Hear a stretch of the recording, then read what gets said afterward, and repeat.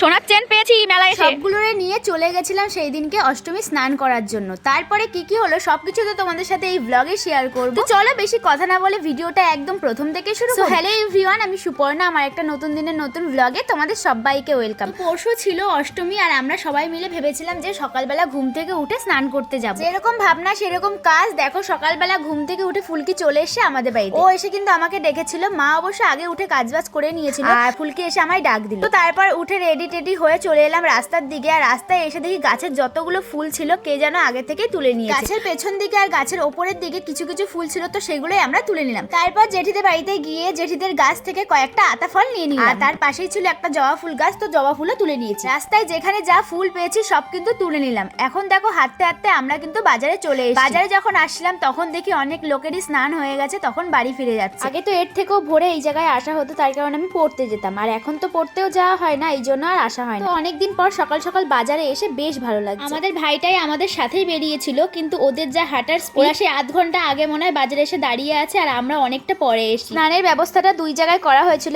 একটা হচ্ছে মেন ঘাটের কাছে আর একটা হচ্ছে তার উল্টো সাইডে আমাদের কালী মন্দিরের ঘাটে। চলো এবার তাড়াতাড়ি করে যাওয়া যাক, না হলে আরো অনেকটা পরিমাণে ভিড় হয়ে যাবে। ওখানে গিয়ে দেখি বেশ ভালোই ভিড় আছে। আর এই যেই জায়গাগুলো দেখছো এইগুলোর মধ্যে সবাই স্নান টান করে উঠে চাল ডাল আর কি দেবে সেই জায়গা করে রেখেছে। তো তারপর আমরা স্নান করতে গেলাম। আর এই যে লোকজনগুলো দেখছো, আমি না ভাবলাম যে সবাই ওপরে দাঁড়িয়ে কেন স্নান করছে। তারপর যখন স্নান করতে গেলাম তখন বুঝলাম আসল কারণটা। তার কারণ হলো জল এতটা পরিমাণে গভীর ছিল যে নিচে নামলেই ডুবে যেত। মানে আমি তো নিচে পায়ে পাচ্ছিলাম না। যাই হোক এক সাইড থেকে স্নান করে উঠে গেছি। অন্যান্য বছর বাড়ি থেকে জামা কাপড় নিয়ে যাই, একেবারে ওখান থেকে চেঞ্জ করেই আসি, কিন্তু এবছর ঠিক করেছিলাম যে চেঞ্জ আর করবো না, ভিজে গায়ে বাড়িতে চলে স্নান করে উঠে তিলক কেটে নিয়েছি। আর এখন কিন্তু সবাই মিলে চাল ডালটা দিয়ে দেবো। পুজো দেওয়ার জন্য এখানে ফুল প্রসাদ সবকিছুই বিক্রি হচ্ছিল। পাশে যেহেতু মন্দির আছে তো এখান থেকে নিয়ে পুজো দেওয়া যেত, তাই বাড়ি থেকে পুজো দেওয়ার জিনিস খুব বেশি একটা আনি না। সবকিছু কমপ্লিট করে এখন কিন্তু আমাদের চাল আর ডাল দিয়ে দেওয়ার পালা। সবাই মিলে হাতে হাতে কিন্তু চাল ডাল দিয়ে দিলাম। আর আমাদের কিন্তু এখন সব কাজই কমপ্লিট হয়ে গেছে। আমাদের সাথে ভাইটাই ওরা গেছিল, কিন্তু ওরা স্নান করেই বাড়িতে চলে গেছে। এই স্নান করার জায়গাতে কিন্তু একটা ছোট্ট করে মেলাও বসে, যেটাতে কিন্তু রাত্রেবেলা আসবো। অন্যান্য বছর স্নান টান করেই মেলা ঘুরে তারপরেই বাড়ি যাই। যেহেতু আজকে ভিজা গায়ে আছি সেই জন্য আর মেলাটা ঘুরবো না। এখন বাড়ির দিকে যাই, দেখি রাতের দিকে মেলায় আসতে পারি না। বাজারে আসার পর দেখি দোকানে ছোট কাকা রয়েছে, তো ছোট কাকা আমাদের ডাক দিয়ে চা খাওয়ালো। আমাদের মধ্যে একমাত্র বৌদি জামা কাপড় নিয়ে গেছিল, তো বৌদি একমাত্র চেঞ্জ করতে পেরেছিল, তাই জন্য বৌদি দোকানের ভেতরে গিয়ে বসলো আর আমরা বাইরে দাঁড়িয়ে দাঁড়িয়ে চাটা খেয়ে নিলাম। এখন আমাদের চা খাওয়ার পর্ব চলছে।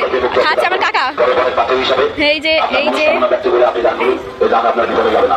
বিস্কুট খাওয়া খুব একটা পছন্দ করি না, ভাবছিলাম শুধু চাই খাবো, কিন্তু মা বললো যে সকালবেলা খালি পেটে শুধু চা খাস না, এই জন্য বিস্কুটটা দিয়ে চাটা খাওয়া শেষ করলাম। বাড়ি আসার পথে রাস্তায় দেখি টোটো করে একটা কাকু ধূপকাঠি বিক্রি করছে। তো এটা ছিল লটারি সিস্টেম, তো এখান থেকে যে কোনো একটা ধূপকাঠি প্যাকেট আমাকে চয়েস করে নিতে হবে। এর মধ্যে যেটা বাঁধবে সেটাই আমার। উনি বলছিল এর মধ্যে নাকি সোনার নাকচাবি বাঁধে, আর যার কিছু বাঁধে না তাকে একটা গ্যাস লাইট দেবে। এই ধূপকাঠিটার দাম নিয়েছিল 30 টাকা আর আমার বেঁধেছিল একটা গলার চেন।